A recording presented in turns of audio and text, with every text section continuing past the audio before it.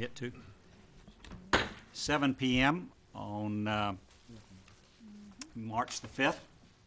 The MUD board has a quorum. Everyone is present.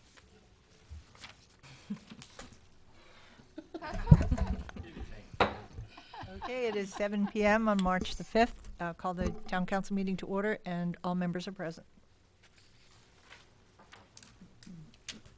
Citizens' presentations. It's an opportunity for citizens to address the board on any matter, whether or not it is posted on the agenda. The board is not permitted to take action on or discuss any presentations made to the board at this time concerning an item not listed on the agenda. The board will hear presentations on specific agenda items prior to the board addressing those items. You may speak up to 3 minutes or the time limit determined by the president or presiding officer. To speak during this item, you must complete a speaker's form that includes the topic or topics of your statement. Topics of presentation should be limited on matters which the board has authority. Do we have anybody that has turned in a form to speak? All right, we will then move on and move into our joint session. Item number 1, consider and take appropriate action regarding the minutes of the last meeting, joint meeting, February 21st, 2012. Anyone wishing to move adoption? So moved. So who moved? Dan? Glenn. Or And I'll Glenn? second. All right, Glenn has moved adoption. Do I have a second? Yeah, I have a problem with probably is going to happen here. We are meeting as two separate entities, not as a joint. We need to make our own motion and make our own vote. Last meeting, we didn't do it, and I checked with the council and see what their opinion is on it. But on the minutes of joint minutes? Minutes of the joint. Yeah, I think you both have to prove individually. All right. Joint. All right, so then I would entertain a motion from a MUD director to approve. So moved. Mr. Moss moved, and Second. it is seconded. So anybody have any corrections? All right, well, I do. I just wanted to see if you studied. Read but not studied. Okay.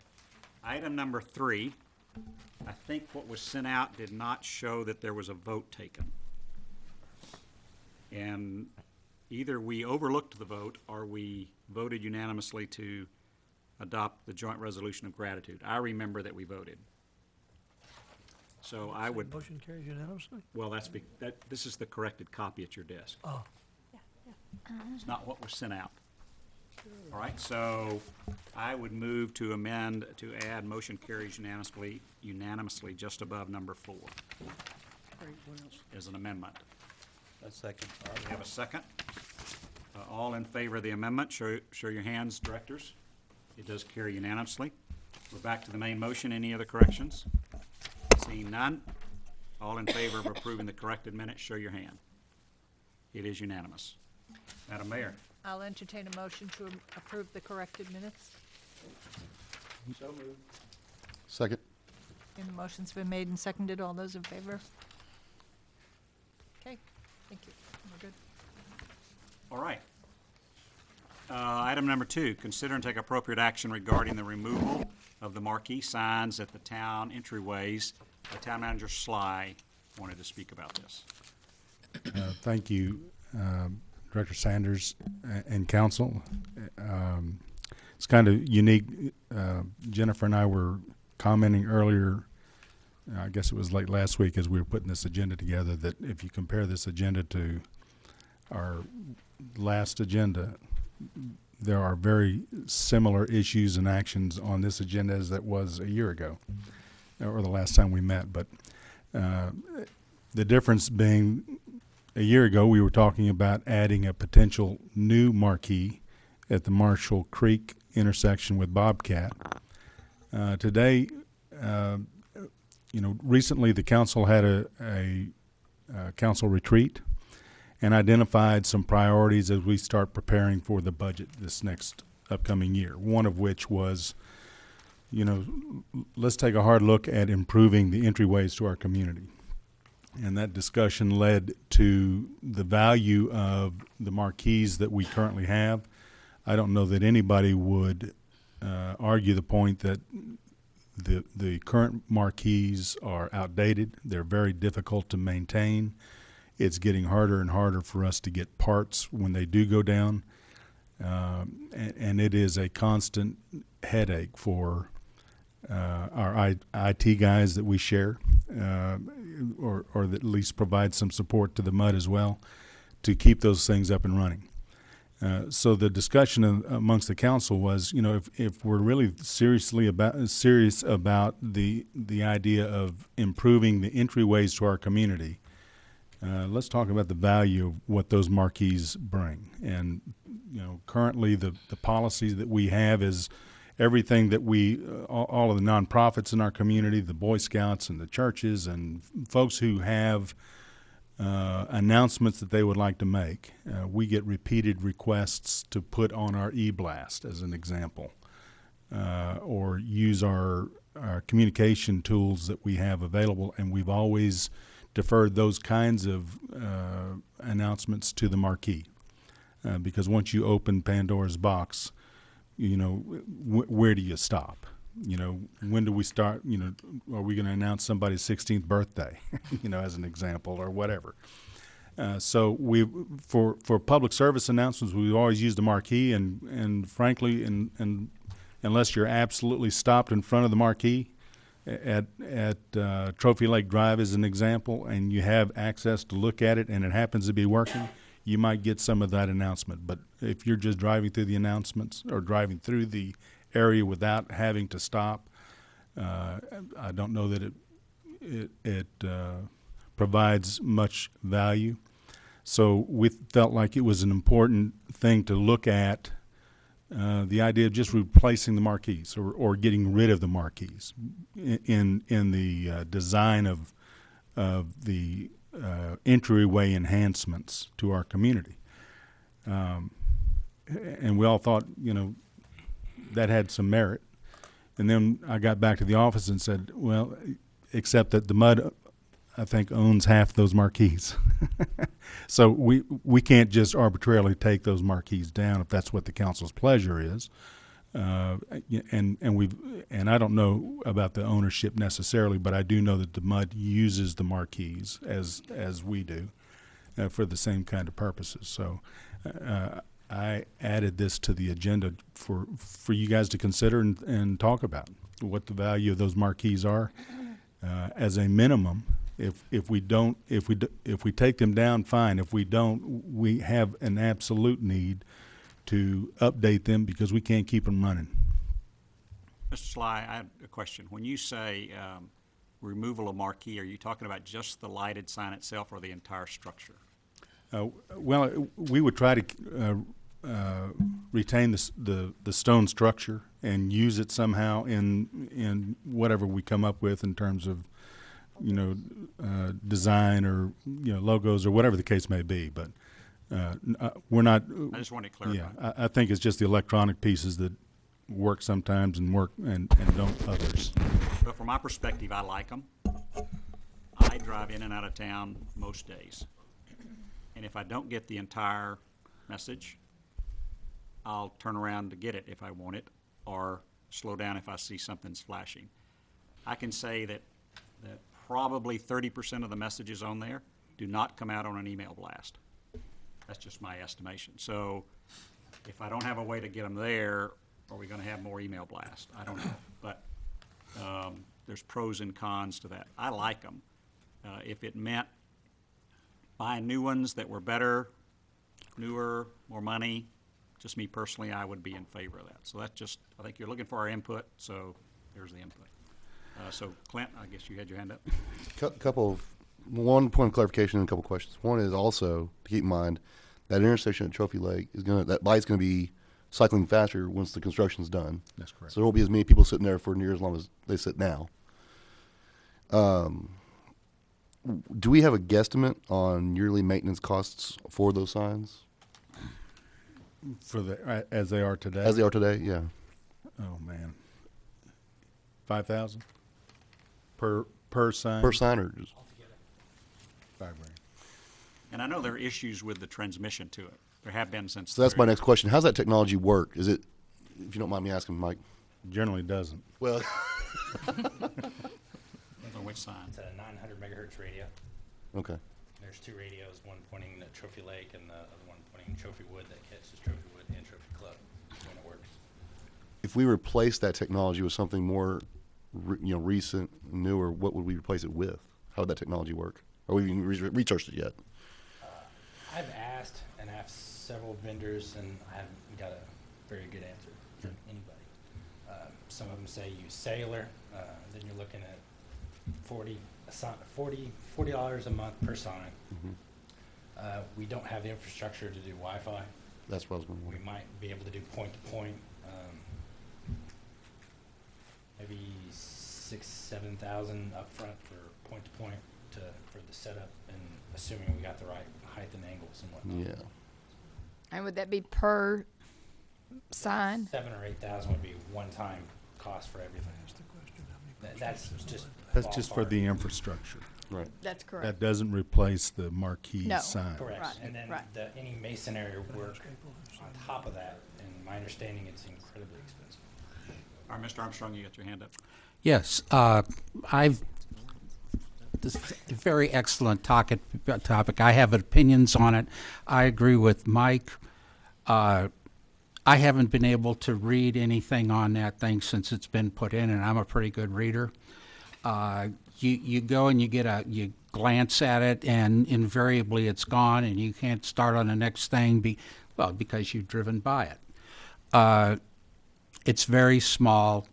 I think the technology is antiquated for it. There's got to be a better way to get the word out. I don't know if you all recall that a few years back, the airport had big signs that told you where the flights were going to be, from where, and what gate they were going to be in, and a car full of lawyers. No offense taken, no given, please. But they sued American Airlines and won because the signs were distracting. I can see no reason why Trophy Club would come out any better on that, because our signs aren't nearly as easy to read as their signs were. So I think if we get rid of the whole thing, it makes the entranceway nicer looking. Adams can come in there and put a little bit more shrubbery in and what have you. I just think we've got too much stuff there. Oh, and while we're on the subject of the entryway, just slightly here, we need to do something to block the light that shines on the flags from shining in your eyes as we come into town. All right, Mr. Mayor. I'm with Mr. Armstrong. This whole conversation got started basically based on what's happening down at Trophy Wood, the enhancement that the developers are going to do there, and that entryway is going to become, at least from what we're trying to get out of the developers, quite a remarkably changed entryway. So the conversation started on upgrading all of our entryways into the city, especially starting with Trophy Lake and Trophy Club drives. Those marquees are, I guess back in the 30s, they would have been great. But they're so antiquated, and the cost to put new technology in with LCD screens are going to be cost prohibitive, and I would rather invest the money in totally in enhancing those entryways to make, when you will know, you don't necessarily know now when you enter Trophy Club, but I would really like to see those entryways enhanced. I don't want to invest any more money in those marquees. There's a reason that towns don't have marquees. And I realize in this town, it's very hard to give up old things. We've had them forever, and it's hard to, but we're moving ahead, and we're getting to look better. And I would like to see us really make our entrances make a statement, and I don't mean, I don't want to make the statement on a marquee. Director Carr, you had your hand up. I just want to straighten some things out on some facts. We don't have ownership in those signs. Back in August 15th, I think 2005, Master District Beth Ann Gregory came to us and asked for a contribution of $10,000. Beck Properties donated $10,000, we donated $10,000, and then the town took over the rest. They actually purchased it. It's not meant to be like a Nook where people sit there and read a chapter. It's basically just quick informational things that you need to know. We have websites, we have the CTY system that people get information from, so it's not like you're going to sit there and read it, and if you have trouble reading it, maybe you should slow down. Another fact is that parts are not available. That's totally false. As the recent of 1 o'clock today, I received a quote from the same person that presented the quote in 2005, Andy Cohen, I think his name is, with Numeritech. He gave me a bid for an SS3264, which is the Street Smart, that's what it is, $6,799 for a whole board, brand new. For a wireless controller, $800. The antennas, the state-of-the-art, top-of-the-line antennas, $249.95, or you can go to a higher grade. I guess that would be the Elite or Premier is $349. I told him, I said, the one at Trophy Wood has a dot in the left-hand corner all the time. He said it's a transmission problem. So basically, you're looking at a little over $8,000, a sign that you can replace them. They are available. If they're antiquated, then why are they still selling them from the same company? There's also a company called Global Signs in Fort Worth that's a distributor. There's another one in Grand Prairie that's a distributor. So I just want to put that on the table. Anybody else want to speak? And by the way, I'll email you a copy of this quote as of today. I think I agree with Kevin in the sense that I never thought we had ownership as a MUD, that it was a contribution of money. It's a little bit like 4th of July. We gave the money, go do it. But I appreciate the opportunity to discuss. I think if you're going to do something, from my viewpoint, it'd be nice if the MUD could participate in some improvement. So I'm not opposed to improvements by any means. Speaking of improvements, I drive by the water feature at Trophy Club Drive in 114 days. I've been keeping track for 3 months. 30% of the days it doesn't run as a fountain. And eventually somebody comes out from Parks and works on it, and it works. So if there's a maintenance issue, we've invested in a nice fountain as an entry feature that seems to have more trouble than the marquee. I don't go to the other marquees because that's not how I come in and out, but that's just my personal opinion. So, Jeanette, raise your hand. Yes, sir. I have a question. Then you'll have to explain to me. The marquees, are they owned by the MUD or the town? My opinion is they're owned by the town. So if they're owned by the town, it's the town's decision as to whether we want to put money into this marquee. Is that Right. correct? Correct. Would be my Good. opinion anyway. Thank you. Director Carr, is that about 9, is it, if you're just looking for the LED, is that for one side or both sides? He has 8 signs for a total of 54, well, he has multiple antennas here. For 8 signs, and it's 55, 8, 45. For each? Yeah, each sign is $6,799. One side. $50. Side. Right, it's one sign, there's 8 panels. No way.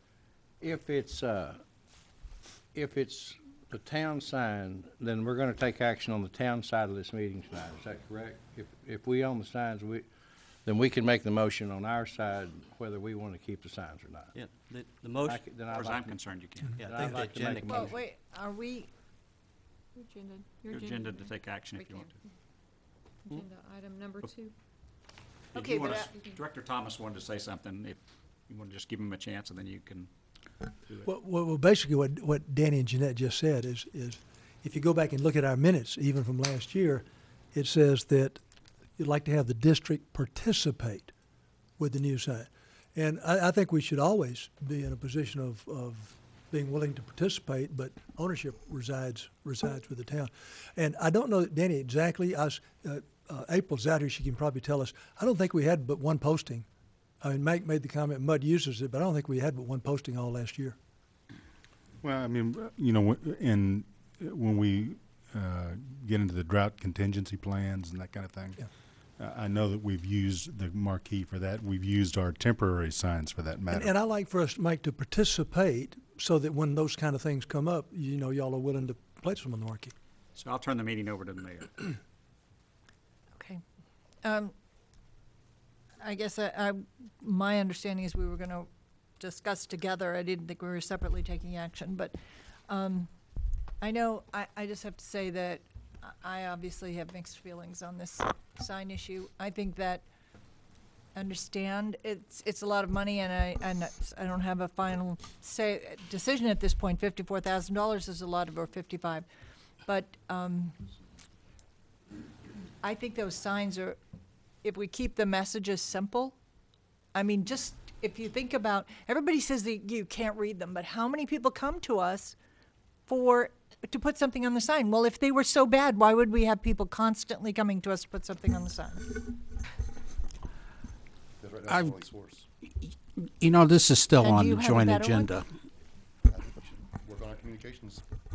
Mayor, I want to make a motion. Okay. I'm sorry, someone else wanted to speak. Just a second. Okay, this is still on the joint agenda, and I want to just reinforce what I said earlier about the signs as just thrown out there. I agree with Mike. I think a bulldozer tomorrow would be appropriate for the signs. All right. I didn't say that for the record. I would make a motion that we authorize the town manager to arrange at whatever appropriate time to have the signs removed, and that we not invest any more money in maintenance on those signs. Second. The motion's been made and seconded. Is there any discussion? I guess I better throw my 2 cents in there real quick before we vote on this. I mean, I think it's a communication tool. Director Carr has given some numbers on one prototype. There's certainly different agencies out there, possibly a little more research on the size, type, cost analysis be done, and then see. And then you've got several options. Do you put all 4? Do you put all 8 back out there, or do you put them on the leaving side and as they catch versus the inbound sign? I mean, there's 50 different options there. We don't have to spend $50, $60, $100,000 on the signage, but I think I know Mike's awful busy, but but if we can do maybe a little research in there and then bring this up, since if I understood correctly, it sounds like the town has ownership of the signs and basically control of the signs, and the MUD is graciously supported with assistance on that process, and then bring that up. Let Jennifer know that okay, we're going to come up for action, and if the MUD has any recommendations besides that as a board, then we'll move forward. But we don't have to tear them down tomorrow. Well, but I agree, they're a maintenance issue, and whether the board themselves are antiquated, I'm sure technology has increased. It's maybe the same model in the prototype, but I'm sure these things are old, and like I said, they're out in the weather, so it's going to be a constant maintenance issue. And then obviously when they go down, I mean, they're down more than they're up. So, but need to me put some thought into it before we go run them down, and then just see what the residents want to. Maybe put the money into an app on your smartphone. I have a question. All right, so let's say it's $54,000. Can I make a point of clarification? First off, it's $54,000 if we replace all 8. All 8 are not down. The ones I know that's down is Trophy Wood. Let's say it's $10,000. Okay. What percentage of that money will the percentage would the MUD participate in the cost? Well, I would think that first you have to vote which way you're going to go, and then as Mr. Struthers just said, do an analysis on what you're going to get. I mean, do you know what you're going to replace it with yet? No, but So how let's are we just supposed to know just percentage? assume it's 15,000, Kevin, 15,000 for for all of it. replacing the current boards? For all of for whatever Mr. Sly has determined needs to be done based on his research. Is there a percentage of participation from the MUD on the cost? Well, the way we operate on MUD is we ask our district manager what we have in reserves and what we can use. We don't know the percentage because you don't know what the percentage of it is. Yeah, you need a amount. I would, just for Okay. me personally, Jeanette. Yes, sir. I'd be willing to split it 50/50. Thank you. That's just what me. all I wanted to hear. Is And something. as you've asked that question, as I'm one of the directors, I wouldn't vote to spend a penny Okay. on it, because I don't think the MUD needs to get involved in a lawsuit that's inevitably going to happen because of that. We're talking about more entryways into this town than we currently have signs. So you're talking about adding additional marquees if we're going to be consistent throughout the town. That's additional cost. I would rather invest the town's money in enhancing the entryways and make them something special than to put money into a marquee that no one reads or can read, that subjects us to a lawsuit, and that is a continual maintenance nightmare. Technology will always be changing. So that's why I think we need to move on. We don't have them at Marshall Creek. We don't have them at Trophy Wood. Yes, we do. Yes, we do. Marshall Creek's the only place. Marshall Creek, but Bobcat. and the Wake Bobcat. and Bobcat. So Well, you can use one. I just don't. I prefer to get rid of them. Well, Personally speaking, with the signs come in through Trophy Wood quite a bit. Often is not working, it's been pointed out. When it is working, I find the information to be of little value. You may get, you'll never know if there's 3 items or 7 items on the sign because you will see one. If you're lucky, you can read it in the distance and it may change when you get there, and then you have to circle back around to see exactly what it did say. I think that we talk about antiquated signs that can be age, but antiquated as to design. That large dot display is really antiquated, and I frankly see no reason that you would ever replace with a like product.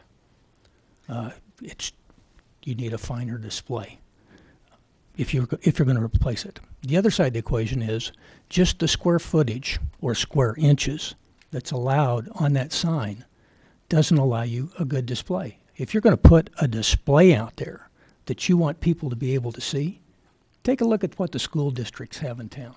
Now you've got something that you can see and changes.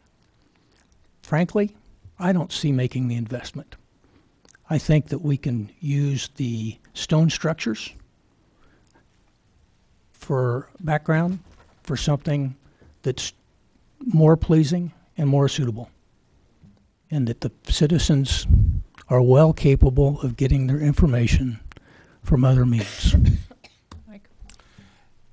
Council and MUD directors, these marquees are not coming down tomorrow if that's what you voted, unless you tell me so.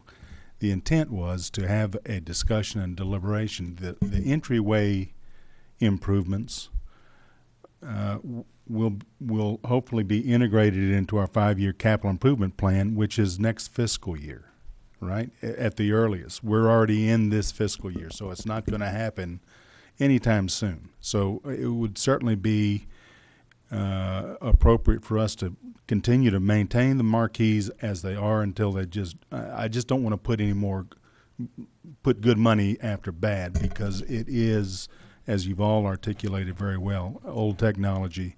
We'll continue to keep them running as we can. And then when we get into the design of the entryways, it may be that we have a marquee on your exit way behind a welcoming sign, as an example, or something. Who knows? We don't know what that design will be. But Mike? But I just wanted you to make sure you understood that this was not an effort to try to bring the marquees down right now. That's what the motion says. Just a minute. Director Thomas had his hand up first, then I'll come to you. Danny and Bill, I kind of agree with what y'all were saying. I used to always, when I approach the sign, look forward to try to glean something from it. But the problem is, if you've got 6 or 7 things that you really want to promote, you can only read one of them. It's at best. And if y'all decide not to refurbish those to save the money, I would say that's a great decision. But Jeanette, to answer your question, if you wanted to spend, if you want to spend $15,000 to fix them, I certainly would say we'd split that with you. Okay, thanks. Okay, and I'd just like to express that the motion we have is to remove them. At the town managers, at the time he determines that we don't use them anymore. Need to amend the motion. Well, it still says we will remove them. I feel, and I mean, went through this before, but I feel that, for one, we have a tendency to keep saying, well, we don't need this communication medium because we have the web, or we don't need this. We don't send out the calendar because who reads them? But there are a lot of different people in this town who use different means of communication. And until I see that we have a really good, comprehensive plan how we're going to communicate with all the residents, I'm not ready to just say, take them down. Director Armstrong had his hand, and then I'll come back. Well, actually, the agenda item did say regarding removal of the signs. But somebody, was it you, Glenn, that mentioned an app for communication? A smartphone app? I think that's the most fantastic idea going, to get to communicate with the community. At least it would, not all of them, but it would probably be a relatively inexpensive way to communicate. And Okay. All right, Jeanette, you had a question. I call for question. Where are we Well, on the we're going to motion? vote now. Okay, great, thanks. Okay. Let's- Would you repeat the motion, please? The motion is to authorize the town manager to arrange at an appropriate time to have the signs removed and the town not invest any more money in the signs. Okay. All those, I will amend that, I would like to amend that to say, You gotta wait, we gotta vote on the question first. wait, we have to vote on, You have to vote on the question first. If we vote down the question, then he may amend the motion. but she didn't actually call the question, did She she? said, I'm calling the question. Okay. All those in favor of calling the question? All those opposed? Okay, good. Okay. Amend it. now I would like to amend the motion to say that we will spend money to maintain it until such time as we take the signs down, at the discretion of the town manager. Danny, won't you have to spend a little money to do whatever you Point gotta of do? order. He has a motion. Second. There's no second. Second. Nathan. Okay, help me understand exactly what our amended motion is, just so and just need to understand what I'm, My motion is the same as before, that at such time, at the discretion and time decided by the town manager, that we will remove the signs, but in the interim, until that time occurs, we will spend money to maintain them and keep them operational. okay, all those in favor? I'm sorry, do we have, Discussion. I did second was that. that, and then okay, we're actually, I'm sorry, Discuss. we had a motion and a second on an amendment. Did we have any discussion on that amendment? All those in favor of the amendment? Okay. Opposed? Okay. Primary person. Now we have to vote on the motion with the amendment. All those in favor? Opposed? Okay, it's 4-2. All right. Item number 3, consider and take appropriate action regarding district participation with Harmony Park maintenance effluent line. Mr. Sly. this item is only here because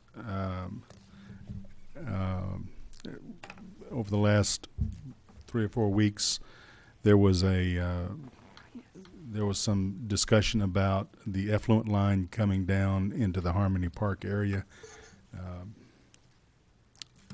As you're all aware, there has been $60,000 set aside in the 2007 tax notes by the EDC 4A board for the purpose of installing the effluent line.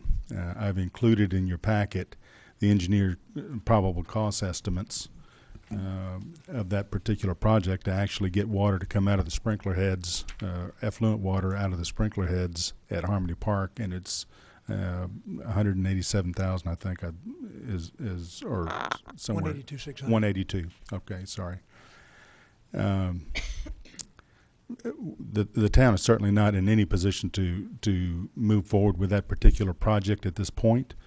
It was really not on our radar to do so, and I know that Director Thomas had indicated a desire to move forward with that deal.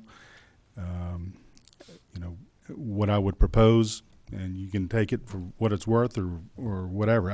I don't think that it's on, at least it's not on this council's agenda at this point. It's not on their front burner. If it's an important enough issue that the MUD feels like it needs to move forward with that, I would recommend to the council that we take that $60,000 that's set aside for that project and allow the MUD to take on the project and provide affluent irrigation to Harmony Park. If the MUD has any interest in doing that. Director Thomas? All of you know how passionate I am about trying to conserve water. With what we got coming at us and what we learned last Friday at the North Texas Water Summit, this summer's liable to be worse than last summer. Since y'all have to maintain parks, if Fort Worth goes to stage 3, you're not going to have any water. I mean, they're just going to dry up and die. Mike, I did a refinement, and I'll pass it out after the meeting. I'm not going to bore y'all with it, but I did a refinement of the numbers that I had prepared for y'all earlier, and the conclusion that I came to in this is, in my personal opinion, this is a town project and not a MUD one for the following reason. If you switch from water, which you're paying today or this last year $19,449 for, to affluent, which you would pay $3,503 for the same amount, in your existing budget that you already have approved, that you will have to approve ongoing years because you're continuing to buy water, you have a $15,946 savings every single year. Doesn't matter if it's $182,000. And by the way, he overlooked the fact that you've got to re-chlorinate that water before you can put it out to begin with. So you got to have some kind of tank. And if you look at your worst case scenario of 13,000 gallons, to be safe, you'd put up a 15,000 gallon tank, probably behind the joint building that's back there. That's going to cost another $5,000 or $6,000. And I talked today at length with Tim Daggs, who maintains the Trophy Club Country Club, and he said the cost of chlorination for that amount of water is not a whole lot of money, but there's some. He said you need to consider that.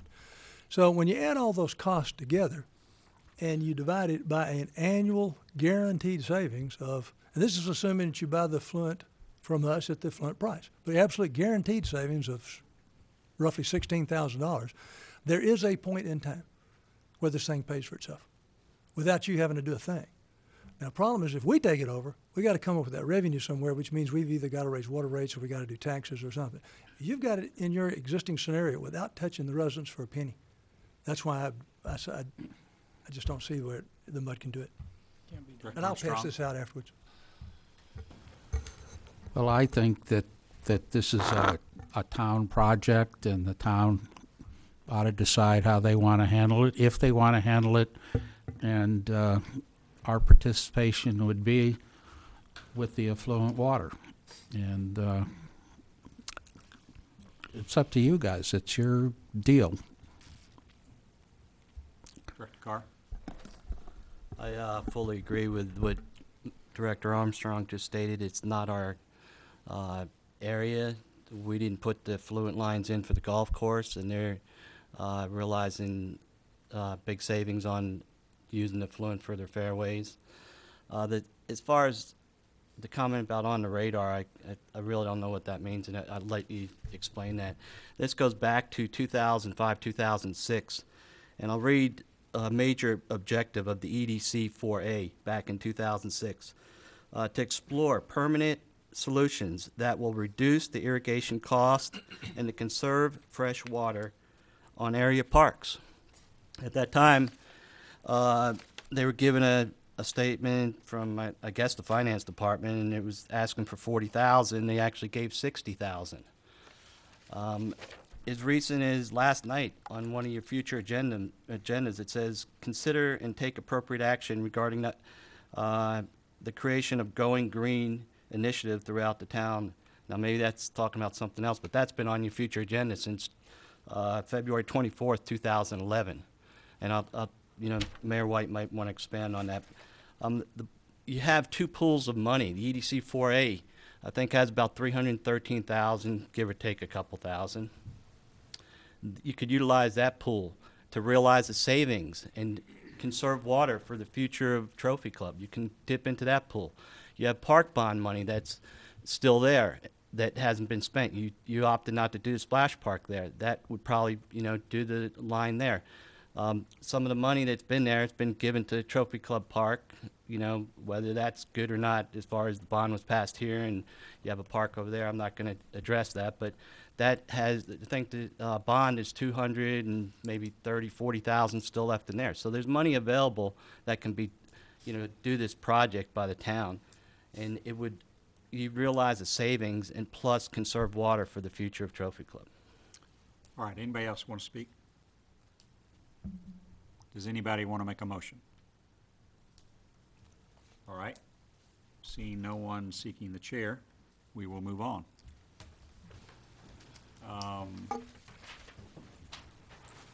Item number 4, consider and take appropriate action regarding the implementation of permanent watering restrictions. Before I asked Jennifer to expound on this, I had a citizen message me about the word permanent. Probably a misuse of the word there. The intent is to Agenda's not the same. try to implement some restrictions upon watering that stay that way all the time, no matter what Fort Worth does, as opposed to it's not that it couldn't be changed, it could always be changed. And of course, whatever restrictions we have, if Fort Worth enacts more strict restrictions, we have to enact the same thing because we buy water from them. So the word permanent's a little wrong there. In last summer, when we did have the every other day watering, based on tracking the water use, we experienced about a 14% reduction over the previous year in use of water, yet we had added 200 to 300 homes. So that says, oh, well, was the temperature the same? No, nothing's ever the same.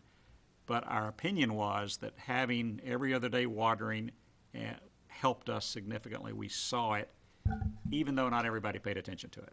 Yeah. And the idea here is if you say it's this way all the time, you get in the habit of it, the systems are programmed for that, and it's easier to kind of move that direction. So that's the reason I think that we're there. The board wants to move that direction, including no watering on Monday because it allows our system time to recover from the heavy weekend use, which is our biggest use, I think, because we still have need for more water, and it's going to be some time before we can redesign our flow from Fort Worth to get more water, which is a challenge for us. So, Jennifer, any other comments you want to make? Yeah, I want to just kind of go through a few notes I wrote down, and then I provided y'all some handouts. But need, as you were just talking about, this has been, I think, kind of on the side burner for the district since I came here. The board asked me to take a look at our drought plan and kind of see if there's things we could do better or what we need to do. And so I want to talk a little bit about the need of why I feel this is something we do need is right now, we're learning that it is difficult, if not impossible, to obtain new reliable water supplies. And you can talk to any water provider, and they'll tell you the same thing. Actually, the supplies that we have available right now are going down because the groundwater is becoming less and less reliable. And we went to a conference last week, and they talked a lot about that the last time Texas really did anything as far as creating new water supplies, it's been over 25 years ago. So the handout that I provided you here is from that conference, and if you look on that front page, you'll see the projected water demand and existing supplies. You see that we're there. We're at the supply level. There's no more water. And you see that the supplies are actually going down while the population and the demand is going up and up. Now to kind of bring that home a little bit, I looked at what our gallons per capita per day are, and I wanted to kind of compare where we were with surrounding areas. And this printout that I gave you here shows the surrounding areas, and this is based on the 2010 data that was reported to the Water Development Board. It's from their website. It's where I got these numbers of the gallons per capita per day. And you can see where Trophy Club was in 2010, about 290 gallons per capita per day. So now I look to see where we were in 2012, and that has almost doubled. Our customers are at about 492 gallons per capita per day. So we're not really seeing a reduction in the consumers. We're seeing it actually increase. And so when we look at kind of an overall plan of what we're going to do to increase supplies, storage, we really have to make conservation a part of that. And so I think kind of just educating people and getting them used to conserving will go a long, long way. So I plan to put that as a big part of our overall plan, and let the customers understand why it's important that we conserve, that supplies are getting more costly if you can get them. And it also makes the infrastructure that we have last a lot longer, so it will kind of help to stabilize the rates. Kind of what the conservation initiatives that I have planned are education and the rate structure. We already have a rate structure that encourages conservation because the more you use, the more you pay. So we want to continue that. We've been trying to put out quarterly newsletters in the water bills, again, just kind of educating customers of what they can do to conserve. And then the other part that goes with this are the restrictions and enforcement. Those two are kind of tied together. I don't really want to call this a restriction because it should be a way of life. It should be a conservation method.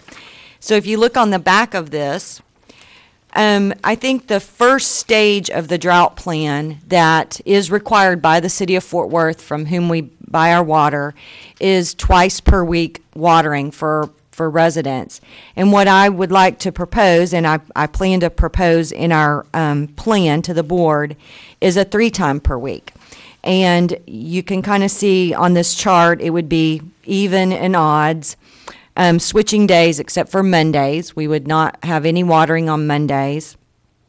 Through this would be year-round. And I think year-round may have been a better word than permanent. Maybe that was the word we were looking for when we used permanent. But so that's kind of the reasons behind it, and where I'm hoping to move to. And so I'll open it up for any questions or comments. Jennifer, I'd just like to, make the comment that I have been to several conferences, and every one of them, water is the most important issue in the state of Texas and in the country and in the state of Texas. Sure. And it seems to me like that as a coordinated effort, we ought to all work together and identify ways in which we can educate, and honestly, it's kind of like managing traffic. I think there needs to be more enforcement. It's the truth. And so one question I have in of enforcing this water, do you go into gated communities? And Who goes out and Queens looks Glen. at where the water is being following the restriction rules? That's what I want to know. Who monitors Who that? enforces? There's a town ordinance. Oh, well, that's fine, but who enforces the ordinance? Well, currently, mean, you know. and I want to say that actually, since I've worked here, we actually haven't been in restrictions. So I don't know how to answer that when I was here. We no watering on Mondays. That's a restriction. That's correct. That's true. That is true. But what I'm proposing to put into the new drought plan will be some kind of differences. The way that it is right now is the enforcement is all handled through the law enforcement. And they write citations or warnings, Okay. and those are handled through the courts. But there's other ways that we can do that. And that's something I'm going to propose in our drought plan. Something I've talked to some other managers about that seems to be working very well, but does require some staff time. And so I have to kind of put a thought into that. But they're doing more administrative penalties, where if employees actually see watering outside the hours, they can take pictures. It's an administrative penalty that's added to the water bill. And what a lot of them are doing is a customer can request to take a water conservation class to get a first-time Like your driver. penalty waived. And that's I think that's a great idea. I think it's really neat. That would kind of serve to educate the customers as well. It's just a matter of setting up these, defensive watering classes, we'll call them, and getting them off the ground. But those are some ideas that I'm actually looking into, because I think that the enforcement, if people see other people doing it and nothing happening to them, that Yeah. creates a problem. Director Thomas, and then Mr. Sly, and then you. Yeah, I would like to kind of ask a question of Jennifer in a way. We had I think the worst drought we've had in this area last year that I've ever seen. 28 years I've been here. Now, I've been going to all of these meetings associated with water. There's one that called WINT. It's all of the towns in the Metroplex and the water departments. So I've been attending those meetings up until about 8 or 10 months ago. But AWBD, WINT, Fort Worth Water, Dallas Water, everything that's come out of Austin says that in North Texas, if you can water your yard twice a week and your grass will survive just fine. Now, you have to start thinking about that a little bit. We've got, most of our homes have these little Walmart pop-up heads, which is what the contractors put down. For $1 more, you can go to a vendor that has a contract with the mud.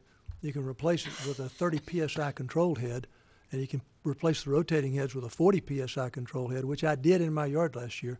Creates a heavier drop of water. Now, what is happening to you is that these are the data that's produced. Approximately 65% of all water bought is used for irrigation, approximately.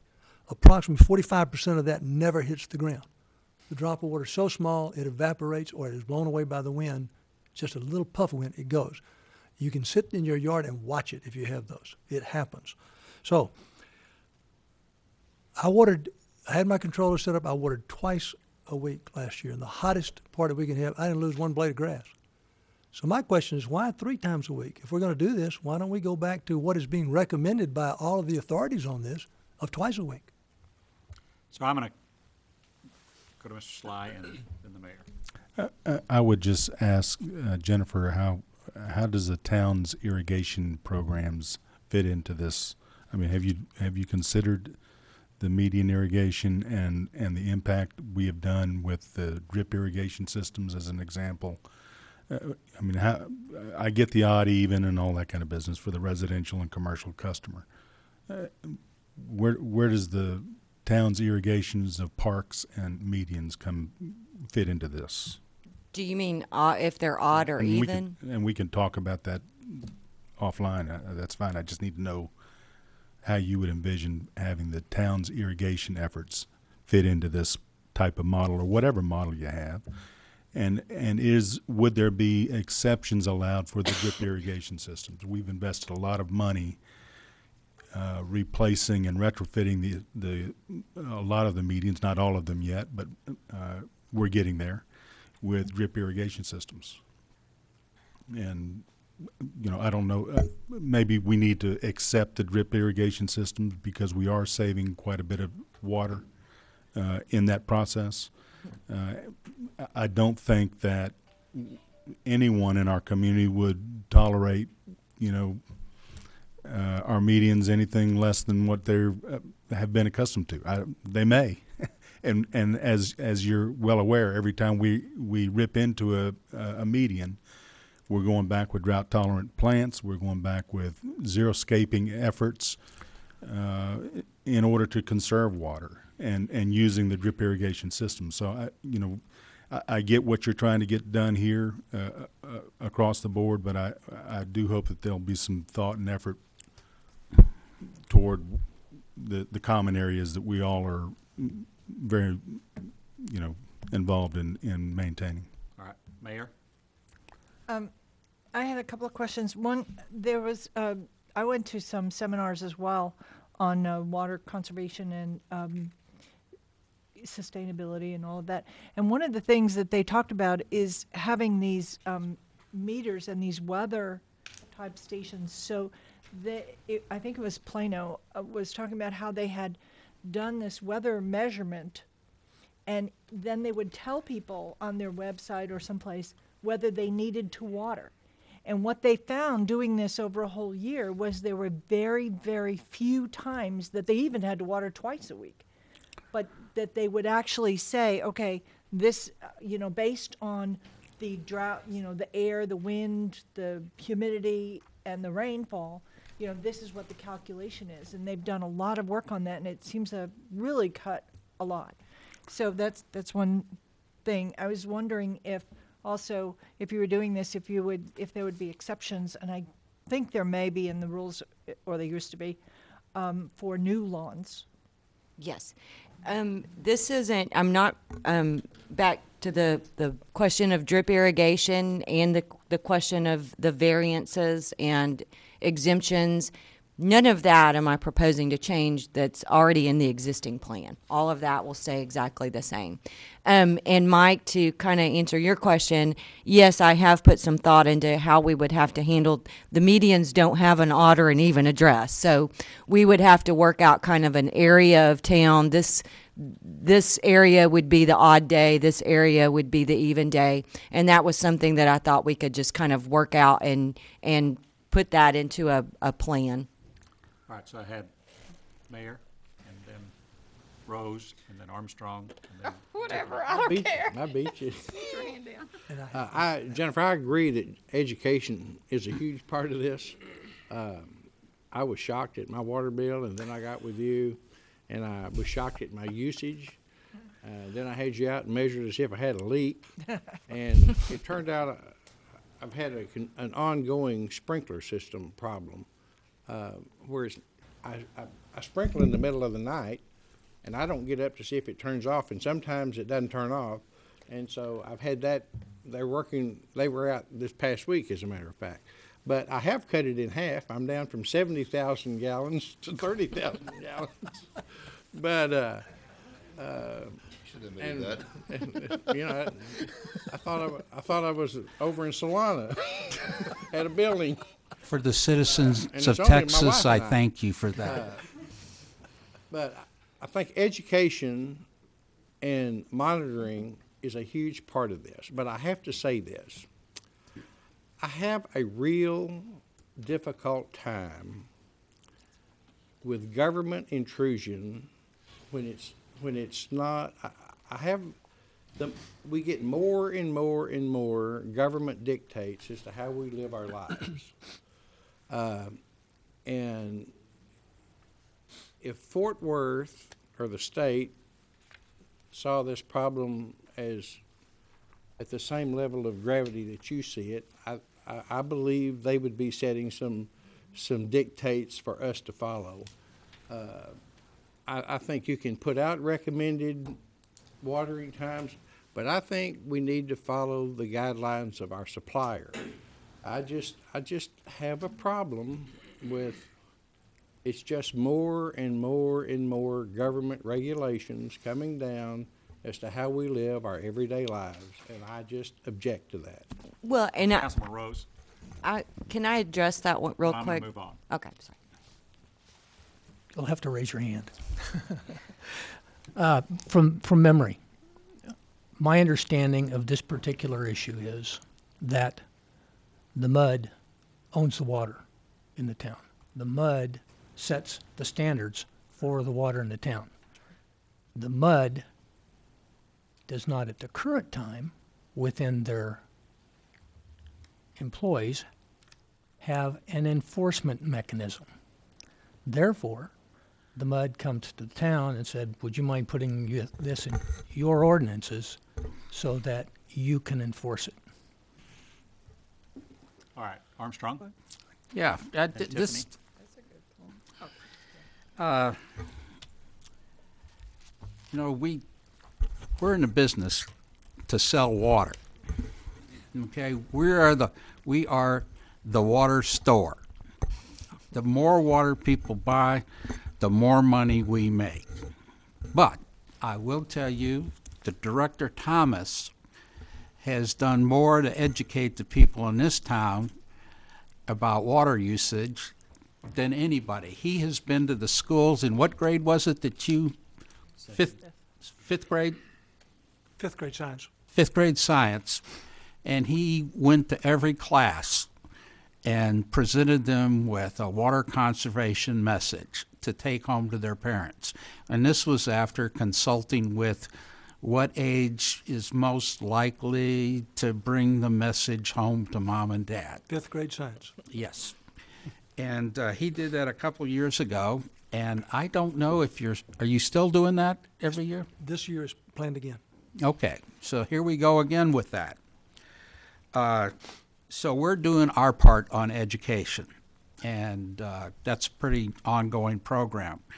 I agree with Danny. I hate government coming around and telling you you can't do something.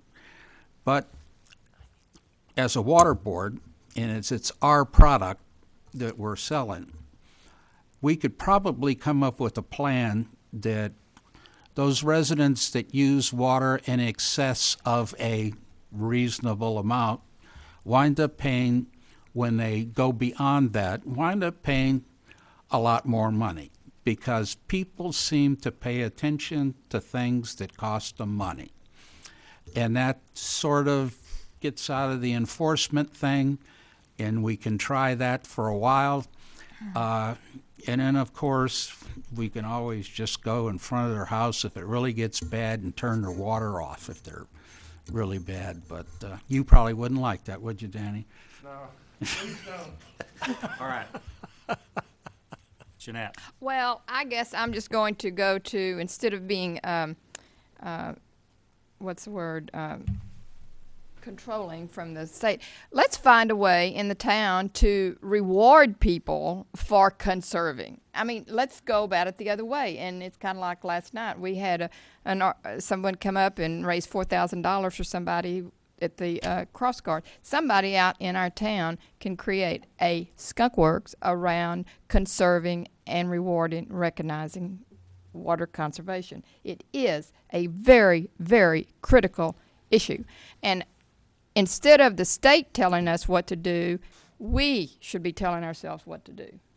You know, let's bring it down to where we have some control over it versus the state telling us or the United States telling us, right? And it's still government, but at least we're in charge of our own government. So Just don't exceed. so but I would love to find somebody who can really gin up the enthusiasm, the interest for conserving. And I think it's great you go to the kids, but it's the parents who turn on that water. You know, you sound like an idea person. I am. Get it done. Okay. I have 3 people in the queue. Okay. So So I'm going to ask you to try to focus your comments upon restrictions That's as opposed to how we get there. okay, thank you. And so that we can narrow this debate a little bit about this. All right. Director Thomas. Just to help you a little bit, Fort Worth and Austin are both now focused on this more than ever before, simply because they stated that until last year when the drought hit, the last big problem was 1956.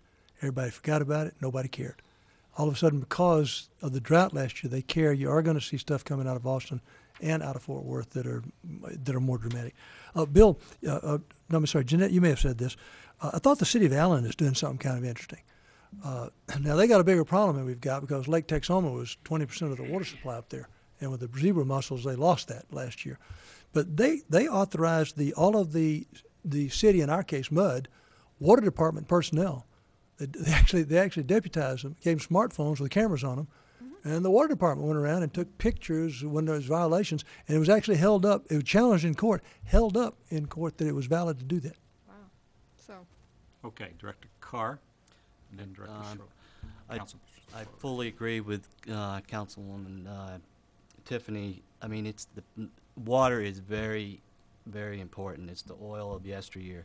It's very valuable, and the way to go about it is educate. We have CPR classes, we have Citizen on Patrol classes. Maybe we should have a water conservation class at the fire station to bring people in, and sprinkler systems, leaking toilets. We have a report now that goes out to people that indicates their water has been running for 24 hours at a time without stopping. Has it been effective? I think it has. I mean, if you can, address a few people that they have leaky toilets or something, it saves them money. We have people sitting right here in the room that have had that problem and stuff. And I think Stop pointing at me. Jeanette hit it right on the head. We need to educate the people. As far as the enforcement, I think our district manager, mentioned the ways we can enforce it administratively, and then we have the ordinance. I think we can do that. I was talking to Commissioner Jenkins. His in-laws live on Edgemere Court there, and he said Dallas already has this enforcement going on. So, I mean, why wait till, people are struggling and then Fort Worth turns our water off to be, start implementing programs? We need to be proactive, not reactive. And Connie, it was Frisco, I think, is the webpage. Frisco, Yeah. there were Yeah. 2 cities there, and they had Yeah, 2 and parts. it's a very good site, And as they you do said. it, and it works well. Okay. Councilman Schroeder. I agree with most everything that's been said. One thing I want to mention, if you want the residents to buy into the idea of restrictions, I think what Jeanette said hit the nail on the head. Let's give positive reinforcement, not negative. Let's reward the people who are not abusing the system instead of punishing. We still need to punish with a citation like that, but standard stuff. But instead of over punishing, positive reinforcement for the ones who are not abusing the system. We need to find a way. Director Rose. Good Councilman, Rose. thank you for the promotion or demotion, whichever the case may be. I want to relate my personal experience with changing out heads. I followed Director Thomas's lead, changed out the heads in my yard, and I was also watering based on basically what was going on in Plano, and would be watering about once a week. Then we went into restrictions, and it said, whatever that was, like not every other day, but there was a cycle. It's twice a week. Twice a week. So I set my system to make sure that I put on the same amount of water I was before. Unfortunately, I left it. That now happened twice a week, and sure enough, I more than doubled my usage in a month. I got my bill and went, wait a minute, what is going on here? Went back and reviewed the controller settings and realized that I was much better off watering the lawn when I saw that the grass needed watered, rather than when the controller said it's time to water the grass. That's better to water when you Okay. Unless somebody really wants to speak, I'd like to move us forward. Can I just All right. make one quick? Yes, Mayor. The one thing that I think is important to understand is the state water plan calls for conservation to be account for about 25% of what's needed in the future.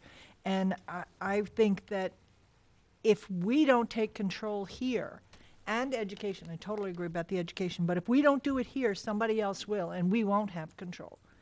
I mean, the state feels strongly enough about it that they're talking about putting $2 billion into a special fund. It is a real issue, and we need to deal with it. All right, item number 5. Consider and take appropriate action regarding existing police department and relocation options. Mr. Sly. Hey, Thank you. Can we go back and possibly ask if there's any motions or There anything? you have a chance to take appropriate action on this. All right. That's yours, right? If somebody from the MUD wants to make a motion, I'll entertain it.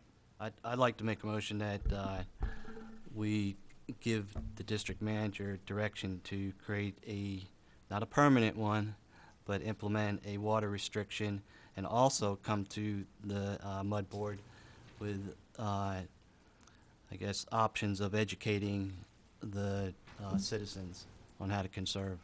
Second. All right, I have a motion and a second. Motion is to direct the district manager to develop a plan for long-term restrictions of water and education of the citizens. Any discussion? Hearing none, call for the vote. All those in favor, show your hands. It is unanimous. All right. Item number 5, Mr. Sly.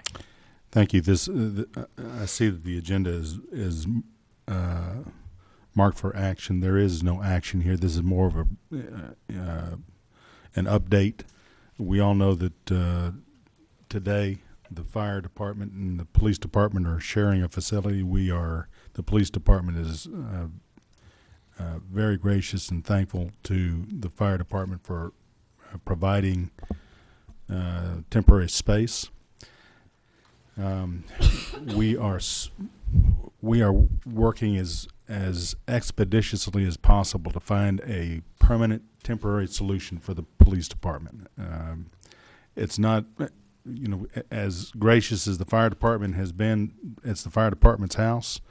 They've got guys living there 24/7, and we get that, and there's a lot of other activity that's going on that typically doesn't go on by virtue of the police department doing their thing.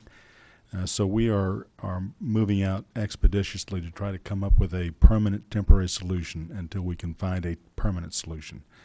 That being said, the council gave me direction a couple of weeks ago not to put any more good money after bad.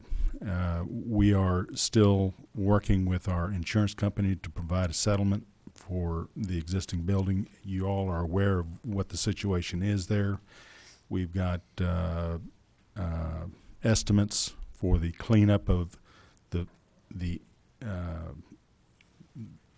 FF&E and all of the material that's inside the building to get relocated with UV and what other kind of process, Chief?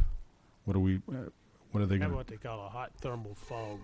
Hot It's an thermal infrared fog. fogger that cleans paper, so you don't have to try to wipe it all down. And we have a lot of paper files over there in the police department. Some of them we have to retain for 75 years. So that's the kind of thing that has to be done when you have that amount of files and paperwork and so forth. It has to be cleaned in some way. So what we're doing right now with the police department is it's caused them to go through everything that they own right now, and it's a good thing. I guess if there's a silver lining to this process, they are going through and they have supplies for light fixtures that don't exist anymore, as an example, and things like that. So what we'll end up doing is having a pretty large auction. We would certainly invite the MUD to participate if you're interested. If you've got surplus equipment in the near future, the chief will be pulling that together, as well as the rest of the departments of the town, to get rid of whatever surplus equipment there is. The chief has gone out and actually walked a modular facility, and we are looking at potential replacement or a modular facility with a pod for evidence storage, because the modular facility will not have the security necessary. And the two areas, and quite frankly, the general manager of the Trophy Club Country Club and I have been playing phone tag all week long, and we've not been able to secure the site that the fire department used, but I'm going to approach him about using that facility with a fallback facility of where the current building is in the parking lot, and making do with limited parking. In terms of a timeline, we don't have one at this point. We don't have what the settlement provisions will be yet from the insurance company. We do have cost estimates for the modular facility. There are no office facilities to be had in town that make sense. Executive suites would have been able to provide adequate square footage with a lot of build out, and the subsequent rent or lease was cost prohibitive for us, as opposed to getting another modular facility. So we are working diligently. We were with the intent of getting out of the fire department and getting the fire department cleaned back up and restored like it was, and getting our police department relocated back into a temporary facility until we can find a permanent solution for those guys.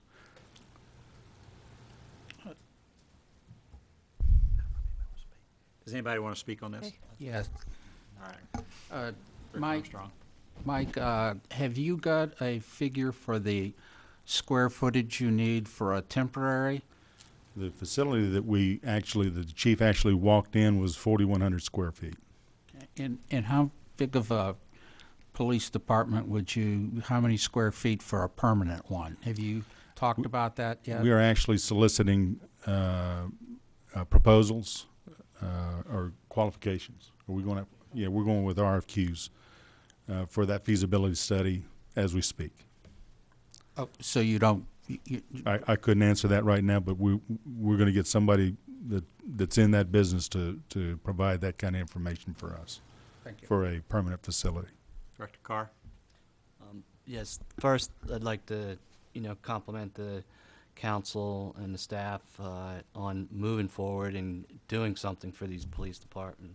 The building has been in poor shape for a number of years, so I don't know if this is God's way of pushing it along or whatever, but I'm thankful to see that it's moving along.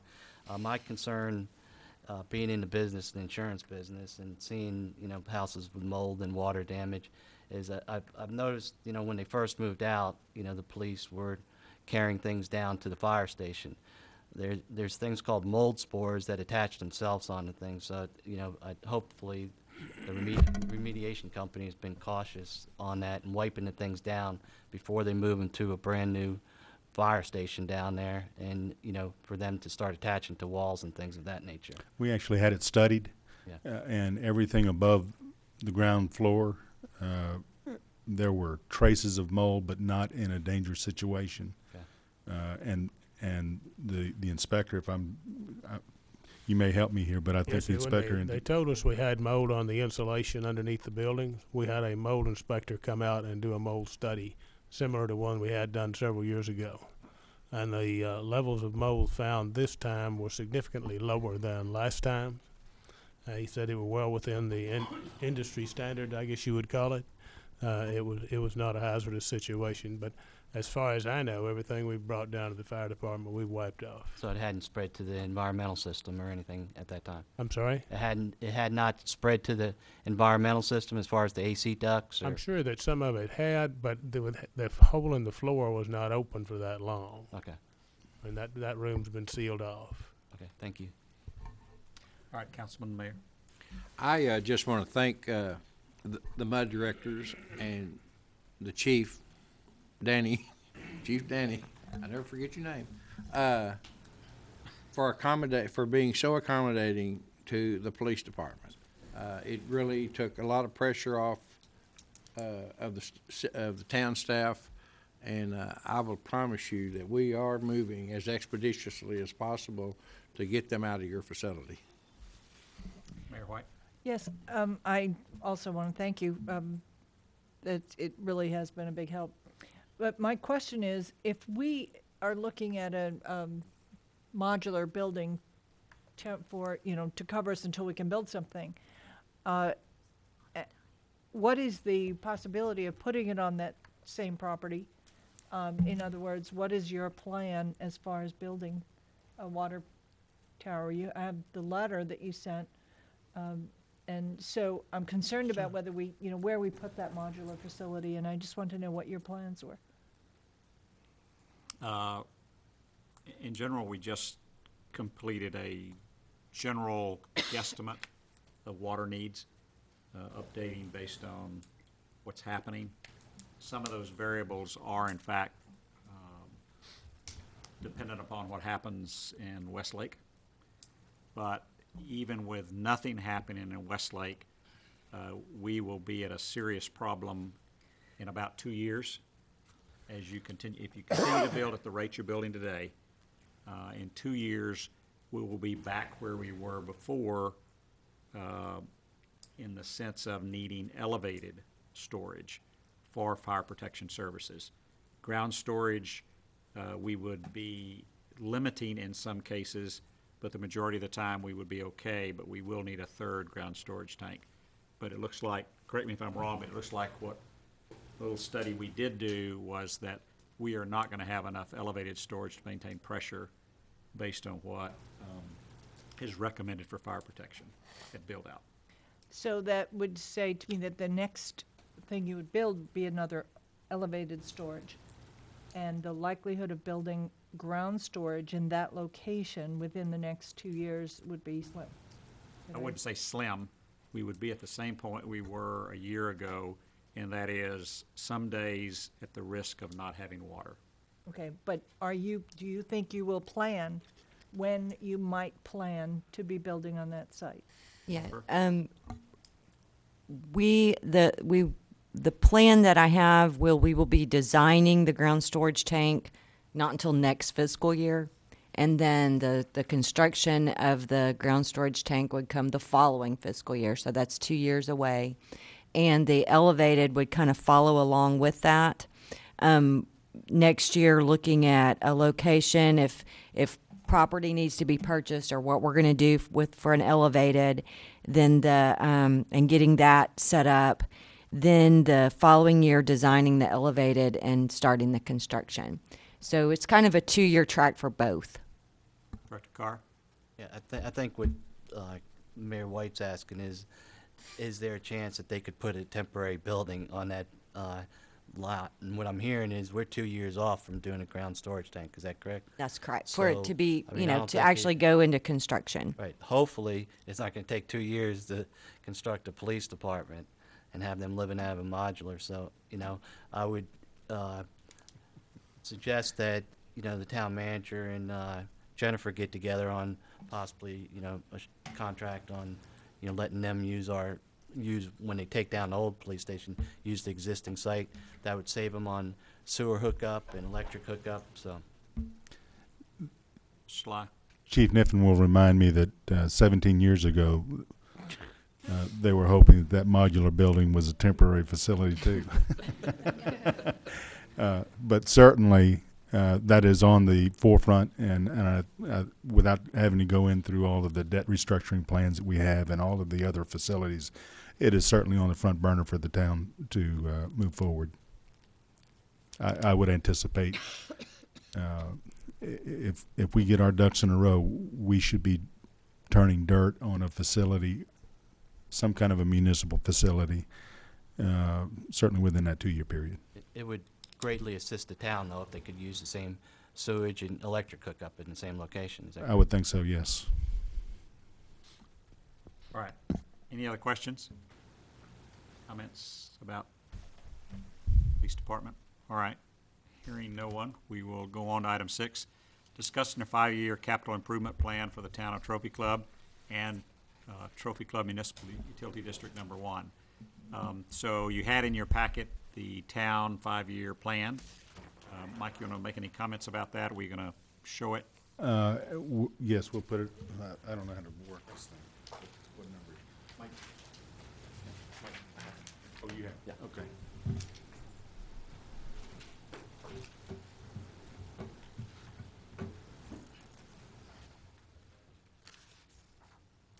wasn't it? That's the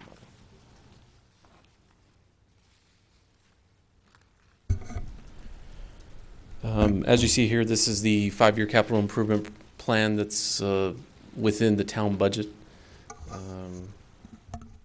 Mike wanted me to just kind of go over it briefly. Obviously, this plan is something that we developed last summer while we were going over the budgeting process. So it does need some fine-tuning, reprioritizing, that kind of thing. We won't go over the rolling stock section at the top. That's a little bit different. It's not really the capital projects that we're discussing today. So I'm going to roll on down. That's vehicle replacement type items. The first section you see here is street improvements. I had a discussion with Director Carr yesterday just to clarify on the Denton County ICA amount. That was a reimbursement amount from Denton County for the roundabout. We included it on this plan because it's part of the expense, and we wanted to make sure we captured the entire expense of the project. Additionally, you'll see in here at the bottom, and what Town Manager Sly alluded to earlier with regards to facilities. Here's an amount set aside. This is associated with the tax notes that were issued last summer before the fiscal year end, and those monies have been set aside for land and facility planning. The RFQ that was mentioned earlier, those funds would, the costs associated with those would come out of these funds. So for the current fiscal year, you can see, we had the facilities. We obviously had the finishing up the roundabout. Indian Creek is something that that is still yet to be completed, and Mike will discuss that further here in a minute. And you can see here down the line, we have descriptions for each of the street projects. These will all be reprioritized, but this is a general idea of where we thought last summer that they would fall, and an estimate associated with the costs, which also will be adjusted as well. Michael, if I can interrupt yeah, you just go a ahead. minute. The streets that you see listed there are reprioritized every year. And at about this time, I'll send the street superintendent or street services director, Ed Helton, out, and we'll take a look at those. And generally speaking, they'll get tweaked a little bit. But, if they were bad last year and we haven't touched them, they're going to be bad again this year. But there may be some water damage to another area that we weren't aware of at the time, and so it can be tweaked a little bit. But we go through that and reprioritize and put it in front of the council during the budget cycle each year. So that may be tweaked a little bit, but we just wanted to give you an idea of what it is we're looking at in the 5-year out plan in terms of street improvements. I do want to call your attention to the facilities, the $8 million, I think, in the third out year, which would be FY15. That is a placeholder. Under no circumstance would I anticipate an $8 million facility being built for the police department, as an example. We're having that feasibility study completed, as I mentioned earlier. So we don't know what that cost is. We do know that we'll be able to we have the debt capacity to borrow at least that much without asking our citizens for an increase in taxes. So that's all that represents, is a placeholder for when we do build whatever that new facility is. After the facilities, going down, we have our drainage system improvements. Mike, Stephen, and I met last week to go over kind of some different funding options. Obviously, he felt it important to bring it to this meeting to discuss. That's out there. And additionally, along in your packet, there was an attachment with some additional items just to consider that were on the forefront. Obviously, Mike's already talked about the PD building and how that's potentially been expedited. At least it's out there for discussion. Entryways were mentioned earlier. The street improvements, obviously, I've mentioned that we're going to reprioritize those during the budget process. Another item that's on there is the Civic Senior Center. There's something to keep in mind. There's some interest expressed by council. Street Department maintenance yard is a need that's still out there. And finally, the Southern Trophy Club Park trailhead at Canterbury Hills was also included on the list. That's the brief overview that I have. If Mike has anything to add. These were all issues that were elevated during the council retreat that were priorities of the various council members and as a council as a whole, and will be integrated into our 5-year plan during the budget cycle. And are based on our strategy. I have a quick question, and maybe I missed it or Yep. something. On your spreadsheet, I can't see the one up there, but Yep. on the one that was in the packet, you have $8 million for the police department in the 14-15. Shouldn't that be moved to the 13-14 at the least? I think the plan right now was to go out for the debt issue, but I think initially the plan was to begin construction in that fiscal year. Timing-wise, I would anticipate having the feasibility study done, having, dirt secured someplace, and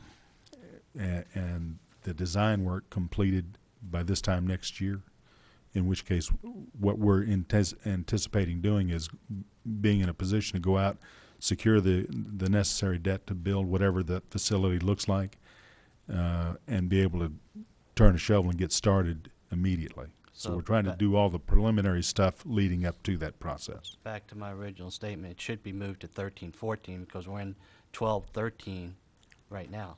Yes. Okay, that's what I was saying. Another thing I had is the streets. I mean, I realize they, move them up and down, but Indian Creek and Pin Oak have been on there since 2008, and they just keep moving. The price keeps going up. It's actually gone up probably twice, and they keep getting pushed out.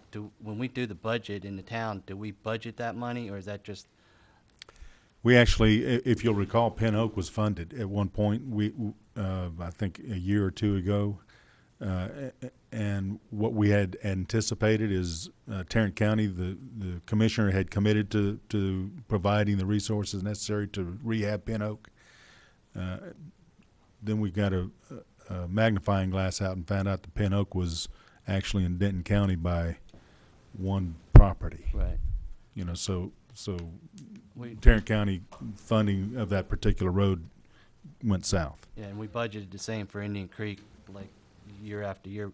If it was funded, do we still have the funds in place, or did we reallocate it somewhere else because the budget doesn't show that they were spent anywhere? No, they were reallocated. Okay, and then the reason I asked, because when we see a 5-year plan from you, the mud reacts as far as obviously the water lines and everything, the infrastructure underneath it. So when it gets pushed out like it did last year in Indian Creek, we in essence have to push it out again on our 5-year plan. Another, I think I was at a meeting that Councilman Struthers brought up on Indian Creek issue. Why would we be redoing Indian Creek this year when there's heavy trucks going up and down that to develop the area out by Harmony Park? It seems like we would do it after they tear it up and improve it. Obviously, we could do repairs to keep it like they're doing right now past Meadowbrook, but it doesn't seem right that we would put a brand-new road in for heavy trucks to tear it up. Well, I mean, you're the expert. At the same time, we're also making some major drainage improvements in that same area. Okay. So we were going to tear the street up anyway. So it's a synergistic project. Once we tear up the bridge across, what is it, Skyline Creek? Skyline Creek, and then make improvements along Timber Ridge, I think, or I don't have all the street names memorized, but I'm sorry? Timberline? Yeah, Timberline. Timber Ridge, yeah. Leading across that bridge, it just made sense that we would go ahead and make the repairs. Okay. When you're doing Indian Creek, it's actually coming on the top of it, Creekmere, or the northern part down by. I can't remember which one's Indian Creek is. Yeah, I'd have to look at the scope of the it's project. a horseshoe-shaped street, and it keep identifying as Creekmere, but on that map, it's labeling Creekmere. The bottom part is Edgemere. So we've got that corrected. Okay, and then again, which Creekmere? Up the hill or down? Yes. There? Okay. Up the hill. Okay, thank you. Director Thomas. Mike, I just want to say I really appreciate this. I'm not sure I've ever seen the 5-year plan before, and this is really helpful. in the Because you look at the, no, I'm just saying on a sheet of paper, Ken, where you got it in front of you. This is just really helpful. You obviously know, we're heavily driven in the movement of our pipe depending on how you install streets. And I fully recognize that a 5-year plan is a strategic plan, and that each year you'll develop a tactical plan, which is our budgets. Would ask you that as we keep doing what we've done in this past year, which is once we've got a tactical plan in place, that we stick with it, because we've budgeted money and taxes to our residents to move pipe based on streets that you're going to move. And if we get off of that, then we wind up with money in our budget that we can't spend for how we've got it allocated. So it's real helpful, and I think this past year it's gone real well, Mike. I want to compliment you on that. And I'd just like to say something. Just having lived here for 28 years, I hope and pray we can pull this one off. I love the fact that this Trophy Club Bridge down here in 2015, if we can complete that loop road with a bridge, I think that would really enhance this community tremendously. That's not the loop road. That's not the loop road. No, Oh, that's, no. that's the big kahuna down here by, I'm sorry, doggone. Tom Thumb. You got my adrenaline going. We would love to do that. And there's nobody standing. I think yours is. There's nobody that would like to do that loop as more than me. But it's purely the Corps of Engineers that's holding Oh, it up. I know, Connie. I thought maybe you knew something. All right, if there are no questions about the town plan, if you'll call attention to the projector, or if you brought your hand out. Sorry we didn't get this in the packet, but we really have not discussed as a board our 5-year projection. We are in the process of developing that now. Jennifer? Sure. Mine is, right now it's set up a little bit different than the way you all had yours laid out, but it kind of covers the same information. You can see kind of where we're at right now in the projects. This is for water and I have it broken between water and distribution and then wastewater and collections. We have already approved several things that are kind of to help us move forward, both with a better 5-year plan and some projects that we've already kind of approved that we know we're going to be doing. If you kind of look next year, the board has already approved for staff to kind of develop a request for proposals to have a cost of service rate study performed. So I feel like that's going to take a little bit of time to get the RFP together, get it out. I want to give plenty of time, because you usually get a better price if you give them a little more time to work on it, and get that back to us. And so there's a portion of that cost that I've put into both water and wastewater, because it'll be a study of the rates for both. We have broken down, after kind of speaking with the city of Fort Worth, we had hoped to get a larger meter out here, which would allow us to bring in more water into the system. Fort Worth is going to require that we do kind of an off-site project with them before they will allow us to get a larger meter, because we'll be taking additional capacity out of their system. So we worked with them actually, and we broke this down into kind of a three-phase project. This year we're actually upgrading some yard piping out there, changing some valves that's going to actually increase the amount of water that we can take in through the existing meter. Then we'll still be working along with Fort Worth. They want to get an interlocal agreement together, and if the board agrees to that, then we'll go to kind of phase 2, which will be the actual larger meter out here. Then for the next fiscal year, we'll be looking at actually doing the project with Fort Worth.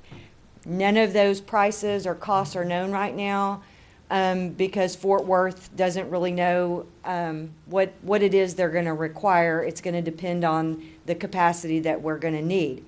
That kind of goes hand in hand with the conservation program. If we can keep the usage down a little bit, maybe we won't have to do quite as much infrastructure out in the future.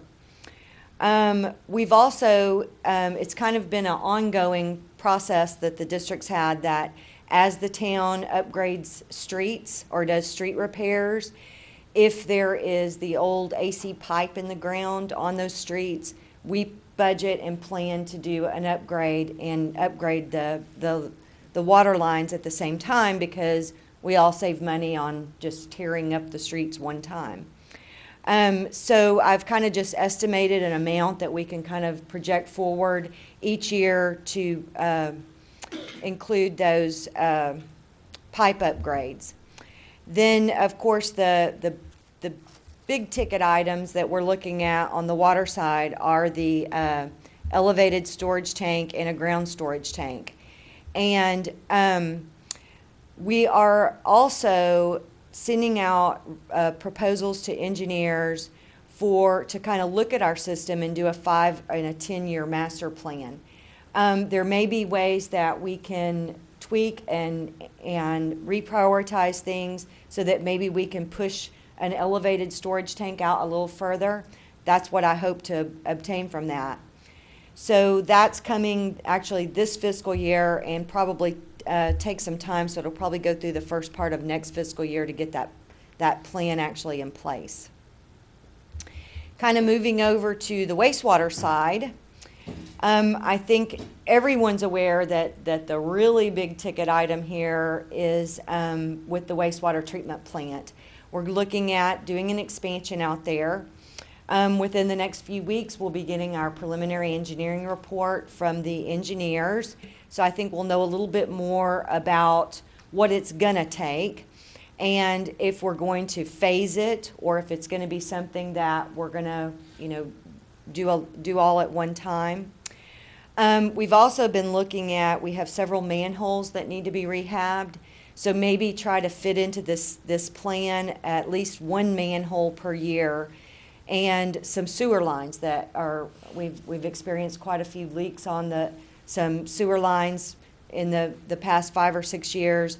Those are the ones that we want the engineers to really focus on in this master plan. Tell us how we can prioritize those to kind of update those sewer lines as well. The other items that we're looking at as far as on the wastewater side is looking at possibly getting some portable generators that will run some of these lift stations in case of an emergency. That we've kind of pushed out into the future. We might see those get moved further and further into the future, but it's something that would be really helpful if we do experience any kind of a long-term power outage. So with that, that's kind of where we're at on both water and wastewater. Anybody have any questions? All right. Thank you, Jennifer. Mayor? This isn't on that, but I just would like to take the opportunity to introduce our new city secretary, Amy Pecana. She started with us on Monday, and yesterday, and she came back. Mike puts it, so After a long council meeting. after a very long council meeting. So we're happy to have her. Welcome. I'd like you to. Please meet tomorrow night too, right? Okay. All right. I think that was our last item. Thank you, everyone, for attending tonight. Mr. Sly, thank you for pulling this together. And Jennifer, thank you also, and staff for preparing all the information. Hope everyone found it helpful to begin that sharing process. It is 8:44, and the mud is adjourned. And the city is adjourned. Mud- No, I just noticed Mayor's that in her too. mud director role. No one knows when that's going to